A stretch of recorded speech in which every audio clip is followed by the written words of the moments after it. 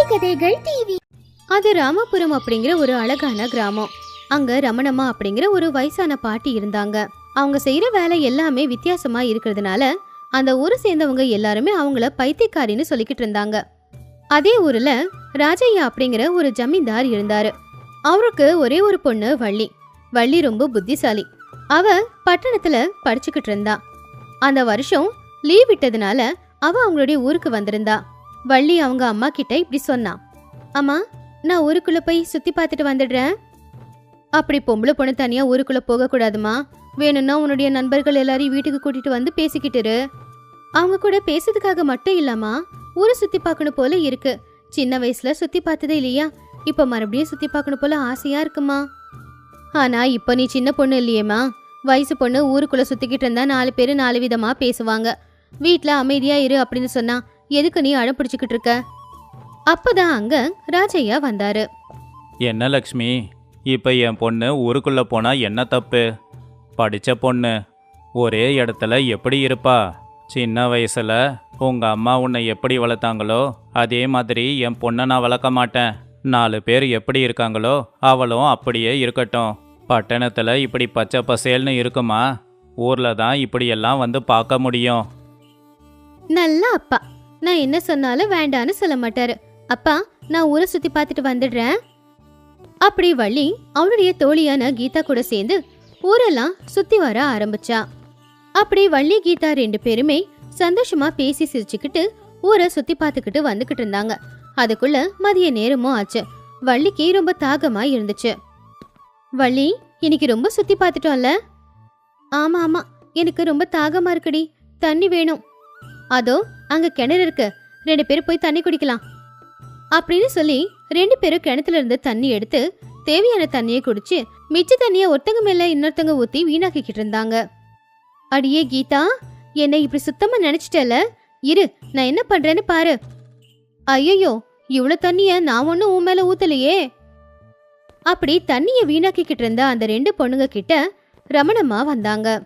ஏ பொண்ணுங்களா, உங்களுக்கு அறிவில்ல, தண்ணிய போய் இப்படி வீணாக்கிக்கிட்டு இருக்கீங்க. பார்த்தா நல்லா படிச்ச பொண்ணுங்க மாதிரி தான் இருக்கீங்களே, தண்ணிய வீணாக்க கூடாதுன்னு உங்களுக்கு தெரியாதா? ஏய் கிழவி, உனக்கு இங்க என்ன வேலை? போ, உன் பேச்சு கேட்கறதுக்கெல்லாம் எங்களுக்கு நேரம் இல்ல. யார் நீங்க? கிணத்துல தண்ணி நிறையாவே இருக்கே, கொஞ்சம் தண்ணியில விளையாடினா தப்பு என்ன இருக்கு? தப்பு என்ன இருக்கா? நீங்க பண்றது எல்லாமே தப்பு தான். இப்படி தண்ணிய வீணாக்க கூடாது. அந்த அம்மனுக்கு கோவம் வந்துடும், அப்புறம் மழை வராது, தேவைங்கும் போது தண்ணி கிடைக்காது அப்படின்னு சொல்லி அவங்க வீட்டுக்கு போய் அவங்க இப்பதான் வடிச்ச சூடான சாப்பாடை கொண்டு வந்து கீழே போட்டுட்டாங்க. ஐயோ பாட்டி, உங்களுக்கு என்ன அறிவில்லையா? வடிச்ச சூடான சாதத்தை கொண்டு வந்து இப்படி கொட்டிக்கிட்டு இருக்கீங்க. எனக்கு அறிவு நல்லாதான் இருக்கு, உங்களுக்கு தான் எதுவும் இல்ல. இந்த உலகத்துல வாழ்றது மனுஷங்க மட்டும் இல்ல, நிறைய விலங்குகளும் புழு பூச்சிகளும் வாழ்ந்துகிட்டு இருக்கு.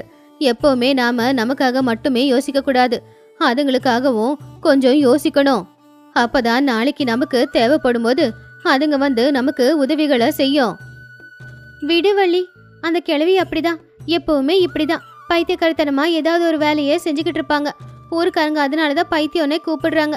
சரி விடு, அவங்க கிட்ட நமக்கு என்ன பேச்சு? அப்படியே கீதா சொன்னதுனால வள்ளியும் சரி அப்படின்னு கீதா கூட சேர்ந்து ஊருக்குள்ள போயிட்டான். அதுக்கப்புறமா மறுபடியும் அவ படிக்கிறதுக்காக பட்டணத்துக்கு போனா. அடுத்த 3 மாசத்துக்கு அப்புறமா வள்ளி மறுபடியும் ஊருக்கு வந்தா. என்னம்மா இது, கொஞ்சம் மெலிஞ்சிட்ட போல. என் தங்க பொண்ணுக்கு அங்க சரியா சாப்பாடு கொடுக்கறது இல்லையா? அதெல்லாம் ஒண்ணும் இல்லம்மா, உன் மேல இருக்கிற ஏக்கத்துலதான் இப்படி ஒல்லி ஆயிட்டேன். ஐயோ, உண்மையாவா? அதெல்லாம் ஒண்ணும் இல்லம்மா, கொஞ்ச நாளைக்கு முன்னாடி உடம்பு முடியாம போச்சா, சரியா சாப்பிட முடியல, அதனாலதான் உன் கண்ணுக்கு கொஞ்சம் மெலிஞ்ச மாதிரி தெரியற. அம்மாடி வள்ளி, இந்த தடவை மட்டும் ஊரை சுத்தி பார்க்கறேன்னு போகாதம்மா. இன்னும் கொஞ்ச நாள்ல அதிகமா மழை பெய்யும்னு செய்தியில சொல்லிக்கிட்டு இருந்தாங்க. சொன்னாங்களோ இல்லையோ, அதுக்குள்ளாரையே இடி மின்னல் எல்லாமே வர ஆரம்பிச்சிடுச்சு. ஆமாப்பா, எல்லா இடத்துலயும் பயங்கரமா மழை பெய்யும் அப்படின்னு செய்தியில சொல்லிக்கிட்டு இருந்தாங்க. அதனாலதான் எங்களுடைய காலேஜ்லயும் எங்களுக்கு லீவ் கொடுத்து வீட்டுக்கு அனுப்பிட்டாங்க. வீட்லயே பத்திரமா இருக்க சொல்லிருக்காங்க. அப்படி ராஜையோட குடும்பம் அந்த மழையில எங்கேயும் போகாம வீட்லயே பத்திரமா இருந்தாங்க. அவங்க மட்டும் இல்ல, அந்த ஊர்ல இருக்கிற ஜனங்க எல்லாருமே அவங்கவுங்க வீட்டுக்குள்ள பத்திரமா இருந்தாங்க. ஆனா அதிகமா மழை பெஞ்சதுனால நிறைய பேரோட கூரை வீடு எல்லாமே தண்ணியில முழுகி போயிடுச்சு. சின்னவங்க பெரியவங்க அப்படிங்கிற வித்தியாசம் எதுவும் இல்லாம எல்லாருமே இப்போ கஷ்டப்பட்டுக்கிட்டு இருந்தாங்க. ஆனா அந்த ஊரை சேர்ந்த ரமணம்மா மட்டும்தான் அவங்க வீட்டுல நல்லபடியா இருந்தாங்க. என்னங்க ஐயா, நீங்கள் கூட இப்படி தண்ணியில் வந்துட்டீங்க. இயற்கைக்கு ஏழைங்க பணக்காரங்கன்னு வித்தியாசம் தெரியாது. என்னோட வீடும் தண்ணியில் மூழ்கி போயிடுச்சு. 6 நாள் ஆச்சு, ஆனா இன்னும் மழை பெஞ்சுக்கிட்டே இருக்கு. கடவுளே, எங்க மேல கருணையே காட்ட மாட்டியா? ஐயா, அங்கே பார்த்தீங்களா, அந்த பைத்தியக்கார பாட்டி மலைக்கு மேலே வீடு கட்டும்போது கிண்டல் பண்ணிக்கிட்டு இருந்தோம். ஆனால் இப்போ அந்த பாட்டி வீட்டுக்கு எதுவும் ஆகலை. அப்பதான் மலைக்கு மேல இருந்து ரமணம்மா இப்படி கத்துனாங்க. இன்னும் என்னடா பாத்துக்கிட்டு இருக்கீங்க? எல்லாரும் இங்க வாங்க. உங்களுக்காகவும் நான் நிறைய பண ஓலைகளை எடுத்து வச்சிருக்கேன். எல்லாரும் இங்க வந்து பக்கத்துல இருக்கிற இடத்துல உங்களுக்கு குடிசை போட்டுக்கோங்க. இத்தனை நாள் பைத்தியக்காரி அப்படின்னு சொல்லிக்கிட்டு இருந்த ரமணம்மாவோட பேச்சை கேட்டு ஊர்க்காரங்க எல்லாரும் மலைக்கு மேல போனாங்க. நீ எல்லா இடத்துக்கு போய் பண ஓலை எடுத்துட்டு வரும்போது என்ன ஒண்ணு நினைச்சேன் பாட்டி. ஆனா இவ்வளவு நல்ல வேலையை செய்வேன்னு நாங்க யாரும் எதிர்பார்க்கல. படிச்சா மட்டும் பத்தாது, நாளைக்காக இன்னைக்கு ஏதாவது எடுத்து வைக்க முடியும்னா எடுத்து வைக்கணும். எனக்கு தாகமா இருக்கு. அழுக்கு தண்ணி குடிக்கிற தண்ணி எல்லாம் கலந்துருச்சு. குடிக்கிறதுக்கு கூட இப்ப தண்ணி இல்ல. ஒன்னும் கவலைப்படாத, நான் மண் பானைய கழுவி மழை தண்ணிய பிடிச்சு வச்சிருக்கேன். தண்ணிய கொண்டு வந்து தான் வச்சிருக்கேன். இந்தா, இத குடிச்சுக்கோ. அப்படி அந்த ஊர்க்காரங்களுக்கு ரமணம்மா குடிக்கிற தண்ணிய கொடுத்தாங்க. ரொம்ப நன்றி பாட்டி. இப்போ உனக்கு புரியுதா? அன்னைக்கு நான் உங்ககிட்ட தண்ணிய வீணாக்காதீங்க அப்படின்னு சொன்னது. எப்பவுமே நாட்கள் ஒரே மாதிரி இருக்காது இல்லையா? அக்கா, சாப்பிட்டு 3 நாள் ஆச்சு. எனக்கு ரொம்ப பசிக்குது. மரத்தில் பழங்கள் கூட இல்லை. என்னது, பழம் தேடிக்கிட்டு இருந்தியா? வேண்டாம் வேண்டான்னு எவ்வளவு சொன்னாலும் கல்லால பழங்களை அடிக்கிறேன்னு சொல்லி சின்ன சின்ன பிஞ்ச கூட அடிச்சு கீழே போட்டுட்டியே. அப்புறம் இப்ப பழம் கேட்டா உனக்கு எப்படி கிடைக்கும்? அப்போ நான் அதை யோசிக்கல பாட்டி. பாட்டி, எனக்கு ரொம்ப பசிக்குது. அப்போ நான் பண்ணது தப்புன்னு இப்போ புரியுது. சரி சரி விடு, கவலைப்படாத. நீ கல்லை விட்டு எரியும் போது விழுந்த அந்த பிஞ்சுக்களையும் கல்லையும் நான் பொறுக்கும் போது என்னை பார்த்து நீ சிரிச்சுக்கிட்டு இருந்தல்ல. இப்ப அதை வச்சு உன்னுடைய பசிய தீக்க போறேன், வந்து பாரு அப்படின்னு ரமணம்மா அவங்க எடுத்துக்கிட்டு வந்த கல்லையும் காஞ்ச புல்லையும் ஒரு பெட்டியிலிருந்து வெளியில எடுத்து அது உதவியால அடுப்ப பத்த வச்சாங்க. அதுக்கப்புறமா கொஞ்சம் அரிசியை எடுத்து பாத்திரத்துல போட்டு வேக வைக்கும் போது அவங்க கொண்டு வந்து காய வச்சு வச்சிருந்த அந்த பிஞ்சுகளை எல்லாத்தையுமே சாப்பாட்டுல போட்டாங்க. கவலைப்படாதப்பா, இது பார்க்க காஞ்ச மாதிரி இருந்தாலும் வேகும்போது இதோட சுவை ரொம்ப அருமையா இருக்கும். அதோட சுவை சாப்பாட்டுலயும் இறங்கி சாப்பாடு சாப்பிட ரொம்ப நல்லா இருக்கும். அப்படி ரமணம்மா அவங்க பொறுக்கிக்கிட்டு வந்த கல்லு காய் எல்லாத்தையும் வச்சு சமையல் செஞ்சு அந்த ஊர்க்காரங்களுக்கு சாப்பிட கொடுத்தாங்க. இப்படி இருக்கும்போது ராத்திரி நேரம் ஆச்சு. சில பேர் மலைக்கு மேலேயும் சில பேர் மரத்துக்கு மேலேயும் படுத்து தூங்குனாங்க. அரசாங்க அதிகாரிகள் மூலமா அந்த ஊர்ல தேங்கி இருந்த தண்ணி எல்லாமே கொஞ்சம் ஆத்துக்கும் கொஞ்சம் கடலுக்கும் அனுப்பி விட்டுட்டாங்க. நீதாம்மா இந்த ஊருக்கே அன்னபூரணியா மாறி எல்லாருக்கும் சாப்பாடு கொடுத்த. நீ பண்ணுறதெல்லாம் பைத்தியக்காரத்தனமாக இருந்துச்சு. ஆனால் நீ புத்திசாலிம்மா. இத்தனை நாளாக உன்னை பைத்தியம்னு நினச்சிக்கிட்டு இருந்தோம். ஆனால் நீ மட்டும் இல்லைன்னா நாங்களாம் என்ன இருப்போமோ என்னமோ. நான் என்னப்பா பண்ணிட்டேன்? எதிர்காலத்துல என்ன வேணும்னாலும் நடக்கலான்னு எல்லாத்தையும் கொஞ்சம் பாதுகாப்பா பாத்துக்கிட்டேன். இப்ப இருக்கிற காலத்துல நடக்கிறது எல்லாமே இயற்கைக்கு பாதிப்பு கொடுக்கறதா தான் இருக்கு. அதனாலதான் இப்படி வெள்ளம் எல்லாம் வந்து நம்ம எல்லாரையுமே கஷ்டப்படுத்துது. நம்மளுடைய அலட்சியத்தினாலதான் குடிக்கிறதுக்கு தண்ணியும் கிடைக்கல. அதே அலட்சியத்தாலதான் சாப்பிடுறதுக்கு நமக்கு பழங்கள் கூட கிடைக்கல. ஆத்துல கிணத்துல தண்ணி நிறைய இருக்கும்போது நிறையதானே இருக்குன்னு வீணாக்க ஆரம்பிச்சோமே. ஆனா கஷ்ட காலத்துல குடிக்கிறதுக்காவது நமக்கு கொஞ்சம் தண்ணி கிடைச்சுதா? இது எல்லாத்துக்கும் காரணம் நாம செய்யற சின்ன சின்ன தப்பு தானே. பூவு அழகா இருக்குங்கிறதுக்காக பூவோட சேர்த்து செடியை பறிக்கிறது, பழம் சாப்பிடணும் அப்படிங்கிறதுக்காக மரத்தை கல்லால அடிக்கிறது, இதெல்லாம் தப்பு இல்லையா? இந்த மாதிரி பண்ணா அந்த இயற்கை தாய்க்கு கோவம் வராதா? இனிமேலாவது இப்படியெல்லாம் பண்ணாம இயற்கைய நாம தான்ப்பா பாதுகாக்கணும். இயற்கை நமக்கு கொடுக்கற எல்லாத்தையுமே நம்ம நல்லபடியா பயன்படுத்தணும். ரமணம்மா சொன்னது கேட்டு அப்பதான் அந்த ஊர்க்காரங்க எல்லாருக்குமே அறிவு வந்துச்சு. அவங்க சொன்ன மாதிரியே நாளைக்காக இன்னிலிருந்து எல்லாரும் யோசிக்க ஆரம்பிச்சிட்டாங்க. அப்படி சந்தோஷமா அவங்க வாழ்க்கைய வாழ்ந்தாங்க. சீதாராமபுரம் அப்படிங்கிற ஒரு அழகான கிராமத்துல ராகவையாவுடைய குடும்பம் வாழ்ந்துகிட்டு இருந்துச்சு. அவங்களுடையது கூட்டு குடும்பம். ராகவையோட குடும்பத்துல ரொம்பவும் வயசான அவனுடைய அப்பா அம்மா, மனைவி சீதா, அப்புறம் ராகவையாவுக்கு 4 பசங்க இருந்தாங்க. 2 ஆம்பளை பசங்க, 2 பொம்பளை பசங்க. இப்படி அந்த குடும்பம் இருந்துச்சு. இங்க பாரு சீதா, கடவுள் புண்ணியத்துல விளைச்சல் நல்லா வந்திருக்கு. அது எல்லாத்தையும் நான் பட்டணத்துக்கு கொண்டு போய் வித்துட்டு வரணும். இது ஒரு நல்ல முடிகிற வேலை இல்லை. 2-3 நாளாவது அங்கே இருக்க வேண்டியது இருக்கும். நீ வயலுக்கு போய் தக்காளி செடிக்கு தண்ணி ஊத்திட்டு வா. ஆனா எதுக்குங்க அப்படி? நம்ம ஊர்லயே இந்த பயிர் எல்லாத்தையும் வாங்குறதுக்கு நிறைய பேர் இருக்காங்கல்ல. இருக்காங்க, ஆனா என்ன பிரயோஜனம்? நம்ம கிட்ட 1 ரூபாய்க்கு வாங்கி பட்டணத்துல 2 ரூபாய்க்கு விற்பாங்க. நாமளே கொஞ்சம் மெனக்கெட்டு பட்டணத்துக்கு போனோம்னா நமக்கு 2 மடங்கு லாபம் கிடைக்கும்ல. ஓஹோ, அப்படியா? சரிங்க, பார்த்து பத்திரமா போயிட்டு வாங்க. என்ன பத்திரமா இருக்க சொல்லி சொல்லாத.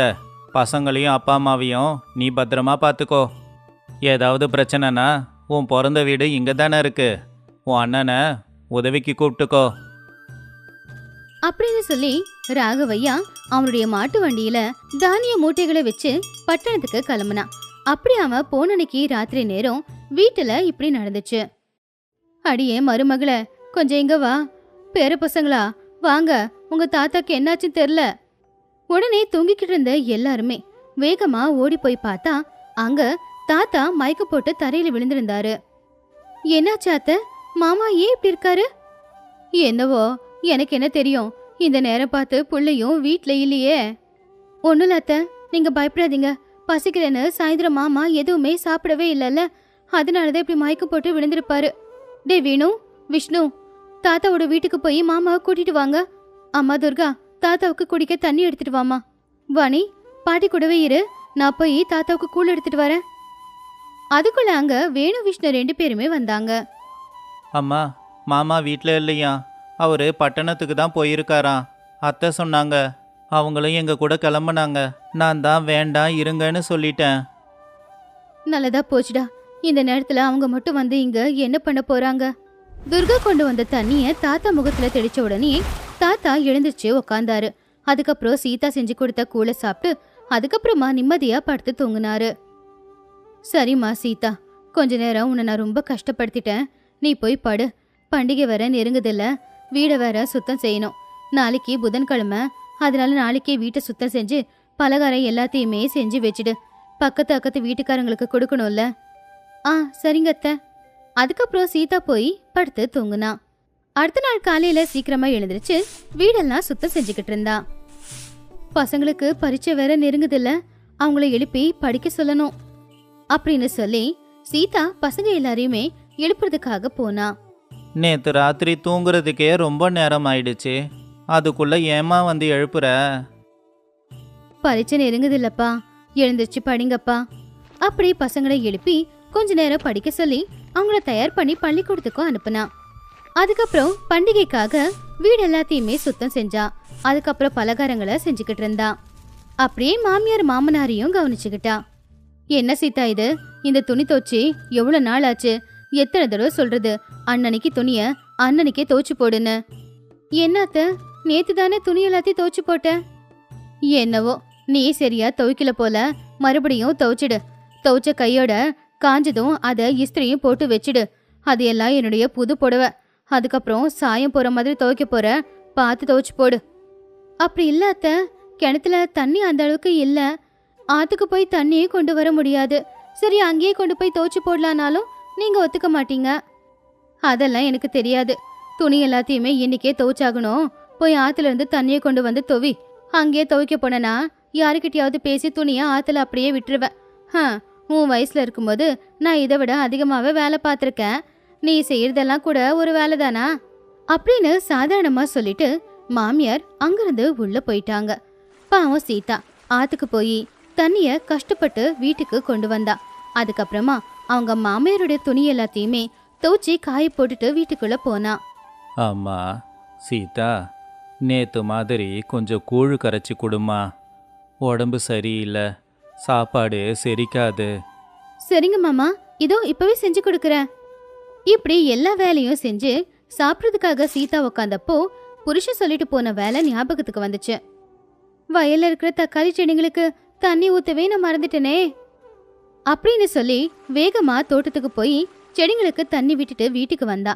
அவ வீட்டுக்கு வரும்போது பசங்க ஸ்கூல்ல இருந்து வீட்டுக்கு வந்திருந்தாங்க. அம்மா எங்களுக்கு பசிச்சுதா, அத பானையில இருந்த சாப்பாட போட்டு சாப்பிட்டுட்டோம். அப்படியா, பரவாயில்லம்மா. சரி, உங்க பசியாவது தீர்ந்துச்சா இல்லையா? இன்னும் வேற ஏதாவது உங்களுக்கு நான் செஞ்சு கொடுக்கவா? பரவாயில்லம்மா, இன்னைக்கு பரீட்சை நாங்க நல்லா தான் எழுதியிருக்கோம் அப்படின்னு ஸ்கூல்ல நடந்ததா அம்மா கிட்ட சொன்னாங்க. சீதா அதை கேட்டு சந்தோஷப்பட்டா. இப்படி ஒவ்வொரு நாளும் பலவிதமான வேலைகளை செஞ்சு ஓய்வே இல்லாம கஷ்டப்பட்டுக்கிட்டு இருந்தா சீதா. ராகவையா ஊர்ல இல்லைங்கிறதுனால அவனுடைய வேலையையும் சேர்த்து சீதா தான் செஞ்சுக்கிட்டு இருந்தா. இப்படி இருக்கும்போது ராகவையா வீட்டுக்கு வந்தான். ராகவா, வந்துட்டியாப்பா? நல்லதா போச்சு. நீ இல்லாம வீடு களை இல்லாம இருந்துச்சு. உன் பொண்டாட்டி சோம்பேறித்தனத்தினால எந்த வேலையும் சரியா செய்யல. நீ இருந்தா கேள்வி கேட்ப. அவளை கேள்வி கேட்க தான் இப்ப வீட்டுல யாருமே இல்லையே. நீ பாட்டு பார்வதி, பொய் சொல்றதுக்கும் ஒரு அளவு இருக்கு. இங்க பாருடா, இந்த 4 நாளும் உன் வேலையும் வீட்டு வேலையும் தனியா செஞ்சு மருமக கஷ்டப்பட்டுட்டா. அது மட்டும் இல்லை, பசங்களுக்கு வேற பரீட்சை இருந்துச்சு. நீ இல்லைன்னதும் உங்க அம்மா வேற சீதாவுக்கு அதிகமாக வேலை கொடுத்தா. இப்போ பொய் சொல்கிறா. சரி விடுங்கப்பா, இதெல்லாம் பொம்பளைங்க செய்கிற வேலை தான். இதில் பெருசாக சொல்லிக்க என்ன இருக்கு? அதெல்லாம் விடுங்க. இந்த தடவை நமக்கு நிறைய லாபம் கிடைச்சிருக்கு. எல்லாம் நாம் பட்ட கஷ்டம்தான். சீதா, இன்னைக்கு எனக்கு ரொம்ப சோர்வாக இருக்கு. நீயே போய் வயலுக்கு தண்ணி விட்டுட்டு வா. இந்த 4 நாளாக நான் பட்டணத்தில் போட்ட துணியெல்லாம் எடுத்துகிட்டு போய் ஆற்றுல துவைச்சிட்டு வா. சரிங்க அப்படின்னு சொல்லி புருஷன் சொன்ன எல்லா வேலைகளையுமே சீதா செஞ்சா. சரியான சாப்பாடு தூக்கம் எதுவும் இல்லாம நிறைய வேலைகளை செஞ்சுக்கிட்டு இருந்த சீதம்மா அவளுக்கு ரொம்பவும் உடம்பு முடியாம போகி வீட்டுக்கு வர வழியில மயக்கம் போட்டு விழுந்துட்டா. தங்கச்சிம்மா, என்னம்மா ஆச்சு? அப்படி சீதா விழுந்ததை பார்த்து அவளுடைய அண்ணன் வீரையா அவளை ஹாஸ்பிட்டலுக்கு கூட்டிக்கிட்டு போனா. அங்க டாக்டர் சொன்னதெல்லாம் கேட்டு அதுக்கப்புறமா வீரையா நேரா ராகவையாவை பார்க்க வந்தான். என் தங்கச்சியை நல்லபடியாக பார்த்துப்பேன்னு நம்பிதானே உனக்கு நான் கட்டி கொடுத்தேன். ஆனால் அவளை ஒரு வேலைக்காரியாக நடத்தியிருக்கியே. என்ன மச்சான் இப்படி சொல்கிற? அதெல்லாம் பொம்பளைங்க செய்ய வேண்டிய வேலை தானே. அவங்களுக்கு என்ன தெரியும்? வீட்டு வேலை எல்லாத்தையும் சரியாக தான் செய்வாங்க. ஆனால் ஓய்வெடுக்க தான் மறந்துடுவாங்க. அவங்களுக்கு நாம தான் ஓய்வு கொடுக்கணும். அவங்க வேலையில் கொஞ்சம் உதவியும் பண்ணணும். உங்கள் வீட்டில் என் தங்கச்சிக்கு ஓய்வு கிடைக்காது. அது மட்டும் இல்லை, அவள் கஷ்டப்படுறதுக்கேற்ற மதிப்பும் கிடையாது. அதனால தான் இந்த நிலமை. இன்னும் அவள் கண்ணை திறக்கலை. டாக்டரு 1 மாதம் வரைக்கும் அவள் ஓய்வெடுக்கணும்னு சொல்லியிருக்காங்க. என் தங்கச்சியை நான் வீட்டுக்கு கூட்டிகிட்டு போகிறேன் அப்படின்னு வீரையா சீதாவை அவனுடைய வீட்டுக்கு கூட்டிக்கிட்டு போனான். நடந்தது எல்லாத்தையுமே ராகவையா வீட்டுக்கு வந்து அவங்க அம்மா கிட்ட சொன்னான். என்னது, 1 மாசம் சீதா அவங்க பிறந்த வீட்டுல இருக்க போறாளா? அப்படின்னா வீட்டு வேலை எல்லாத்தையுமே யாரு செய்வா? என்னால மட்டும் நிச்சயமா செய்ய முடியாது. சீதா இல்லைனா என்னம்மா, நம்மளால இந்த வேலையெல்லாம் செய்ய முடியாதா? ஏற்கனவே வயசா இருக்கிற அம்மா கிட்ட எந்த வேலையும் சொல்ல முடியாதுங்கிறதுனால ராகவையா தனியா வீட்டு வேலையெல்லாம் செய்ய ஆரம்பிச்சான். இப்படியே 1 மாசமும் ஆச்சு. சீதா அவளுடைய புருஷன் வீட்டுக்கு வந்தா. ஐயோ, எனக்கு இது, நீங்க போய் தண்ணி எடுத்துட்டு வரீங்க. மன்னிச்சிடுங்க, எனக்கு உடம்பு முடியாம இருந்ததுனால தான் அண்ணன் வீட்டுல இருக்க வேண்டியதா போச்சு. அந்த குடத்தை கொடுங்க, நான் போய் தண்ணி எடுத்துட்டு வரேன். இங்க வந்து உட்காரு. நீ பெருசா என்ன வேலை செய்கிறேன்னு நான் நினச்சிக்கிட்டு இருந்தேன். ஆனால் நீ இல்லாதப்ப தான் எனக்கு தெரிஞ்சது நீ எவ்வளோ கஷ்டப்பட்டிருக்க, தனியாக எவ்வளோ வேலைங்களை செஞ்சுருக்கேன்னு. வீட்டில் அப்பா அம்மாவை நல்லபடியாக பார்த்துக்கிற, பசங்க நல்லபடியாக படிக்கவும் நீ தான் காரணம். நீ பட்ட கஷ்டத்தை நாங்கள் புரிஞ்சிக்கவே இல்லை. நீ ரொம்ப நல்லவ சீதா. நான் மட்டும் இல்லைங்க, கல்யாணத்துக்கு அப்புறம் எல்லா பொண்ணுங்களுடைய நிலைமையும் இவ்வளவுதான். அவங்க எவ்வளவு கஷ்டப்பட்டாலும் அவங்களுக்கான கௌரவம் கிடைக்காது. அதை பத்தாதானே வீட்டுக்காரங்க குழம்பு வேற. நீங்க எங்களை பார்த்து பாராட்டிட்டே இருக்கணும்னு நாங்க சொல்லல. நாங்க செய்யற வேலைக்கு ஒரு மதிப்பு கொடுங்க அப்படின்னு தான் சொல்றோம். சீதா சொன்னதை கேட்டு ராகவையா ரொம்பவும் வருத்தப்பட்டான். இத்தனை நாள் பொண்டாட்டிய ரொம்ப மட்டமா பேசிட்டோமே அப்படின்னு அவன் அதை புரிஞ்சுக்கிட்டான். அன்னையில இருந்து அவளை மதிச்சு அவளுக்கு தேவையான எல்லாத்தையுமே ராகவா பண்ணிக்கிட்டு இருந்தான்.